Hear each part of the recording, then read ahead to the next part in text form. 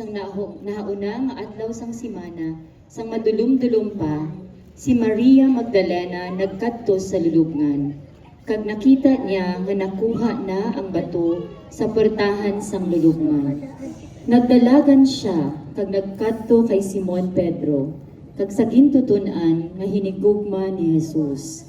Kag ginsugiran sila. Ginkuha nila ang Ginoo sa lulubngan, kag wala kami makahibalo kundiin nila siya ginbutang. Dayon, si Pedro kag yadtong isa ka gintutunan nagkadto sa lulubngan. Nagdalagan sila nga duha, pero yadtong isa ka gintutunan matasig pa sa kay Pedro, kag una siya nakaabot sa lulubngan. Nagsit-ing siya, kag nakita niya ang tela nga lino, pero wala siya magsulod. Si Simon Pedro nga nagasunod sa iya, nag-abot man, kag nagsulod siya dayon sa lulubngan. Nakita niya ang tela nga lino nga nahamtang didto, kag ang tela nga ginsambod sa ulo ni Jesus. Wala ini nahamtang upod sa mga tela nga lino, kundi nabalulon. Dayon, yadtong gintutunan nga una nag-abot sa lulubngan, nagsulod man. Nakakita siya kag nagtuo.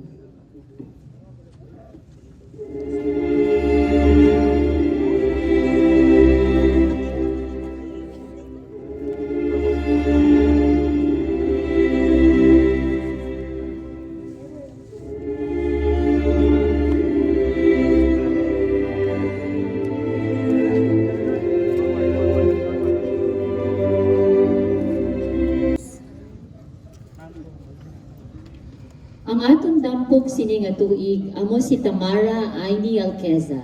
Aini sa iya mga kakilala. Siya ang bugtong nga babayi nga anak ni Ace Alqueza kag kamagulangan nga apo ni Dr. Mercedes Ballarta. Siyam ka tuig ang iya pangidaron. Si Aini ara sa ikatatlo nga grado nga nagabutho sa Lambunaw Parochial School Incorporated. Isa siya ka consistent honor student. Ginakalingawan niya ang magkanta, magsaot, mag-drawing kag mag-pot making. Siya ang nagaambisyon nga mangin isa ka doktor sa pila ka adlaw.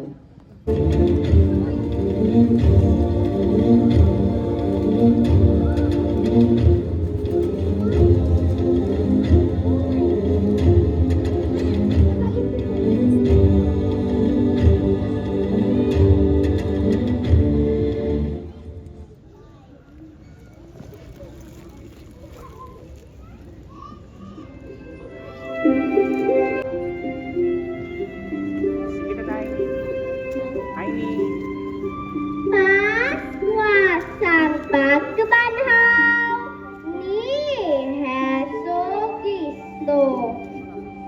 Ang mga dampog magtapala, ang mga alupoog maghalawa, kay ang kasakit nga bugana natigayluhan na sa himaya.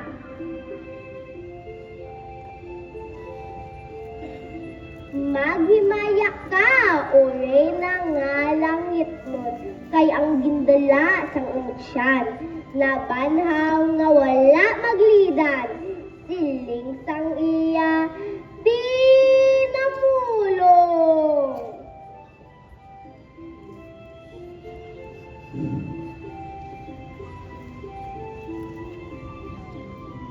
Maginalipay ang kalibutan, maginasadya ang katawan, maghimaya ang kalangitan, kay ikaw ang ambahan nila.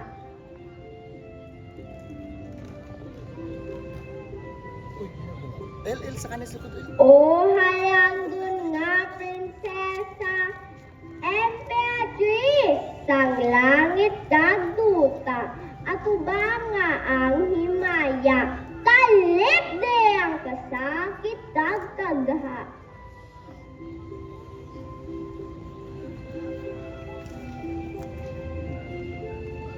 Maghimaya ka kag magkasadya. Kaya natapos na ang pagpalubos sa mga sila sa mga inapo ni Eva.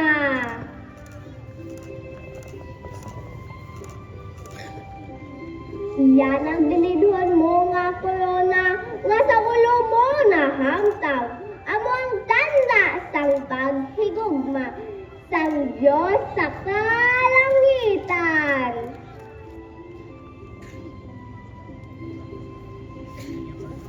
Kag dito ka kunina pagakoronahan sa himaya na matamis kag lunsad. Nagintigana na daan sa imo San Santissima Trinidad. Busa, paalam na ako sa mahal nga tubangan mo. Kag dito magahulat ako sa langit nga imperyo.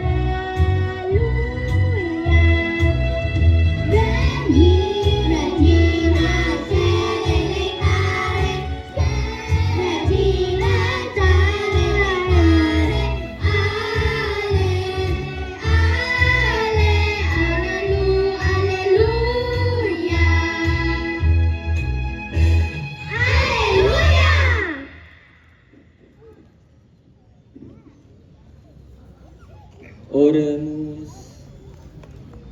Deus que personem resurrectionem Filii Tui, Domine nostre Iesu Christi, mundum letificare dignatus es, presta aquae sumus, et per iunes genetricem Virginis Mariam, perpetuae capiciamus gaudia vitae, per iundum Christum Dominum nostrum.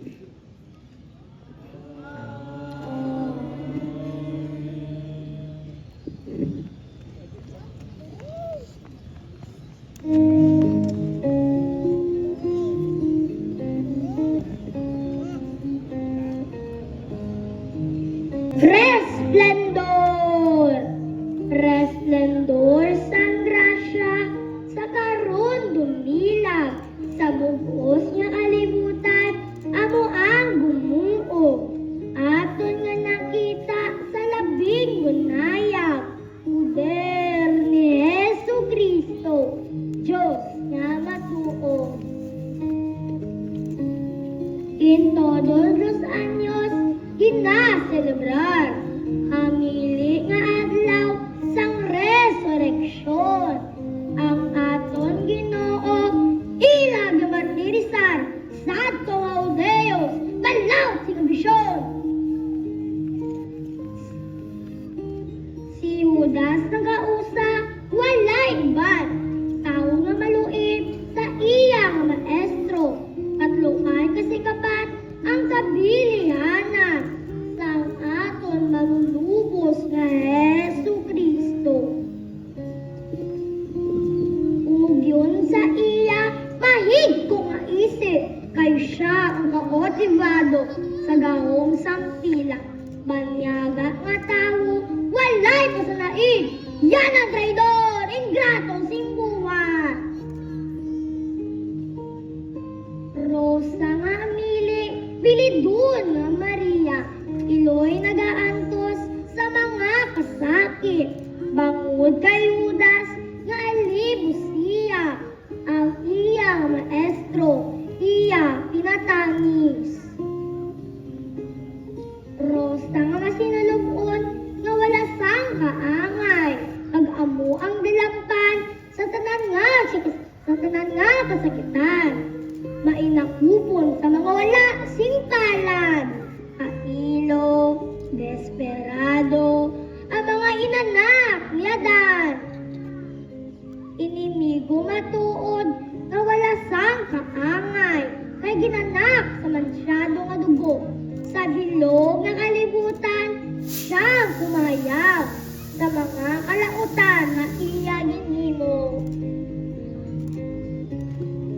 Iyaging kalipay sing walay duwa-duwa sanglit kay bensido sa mga vanidades ang mga dispreso dili iniparar kay mangin provenir sa mga infamis pag sa walay patugsiling sa iya ginhimo dili niya gindungdong ang mga kabalaslan ang iya nga maestro iya pinapako sinang tao nga labing tangkalasan. Inosente Cordero sa siningduta kuluwaan nga nagpadiser sa mga tormento. Nakaluluoy matuod ang iya kayimtangan kay wala sa magigiloy disino sa kalibutan. Mahinuplugon nga iloy, kag-ulay nga Maria, sa mga kasakit, manginotora, tas lumi nga adlaw, kabot mo ang Victoria, nga ikabalo sang Diyos nga amay ta. Nagambahan ang mga ngiles, kutob sa ginsakpan sa pagka-imperatriz, pagsigit kita, Viva Victoria sa mga intonis. Pinamulong, Alleluia, sikut-siksit. Busa, sa dakong kalipay kag kasadya, magsingit kita, Viva! Viva! Viva! Ni Santa Maria, Emperatriz del Cielo y de la Tierra. Viva! Ang aton nagresplendor subong nga tuig amo si Team Yosef Ladiguhon Casakete. Siya ang ikaduha nga anak nga lalaki nanday Mr. and Mrs. J. Casakete. Siya ang nagabutho sa Lambunaw Parochial School Incorporated bilang isa ka grade 2 nga estudyante. Mahilig siya magsaot kag isaman ka consistent honor student.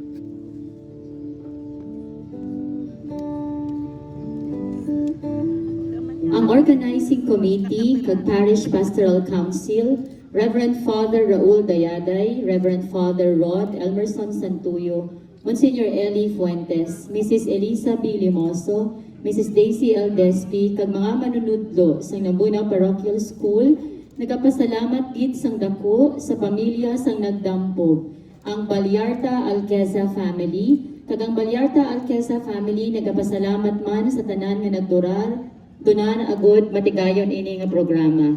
Kag sa nagresplendor nga si Team Yosef Ladiguhon Casakete, kag sa iya pamilya kag ginikanan nga sanday Mr. and Mrs. J. Casakete. Sa amon mga angheles nga nagabutho sa Lambunaw Parochial School, Delmes, HCS, Westbridge, Harvester Christian Academy, kag sa ila mga ginikanan, kag sa tanan nga naghatag sang ila hamili nga bulig, tiyempo, kag pangamuyo, nga matigayon ining aton selebrasyon nga mangin isa kamang mabinungahon kag mahidaiton. Malipayon nga pagkabanhaw sa inyo tanan.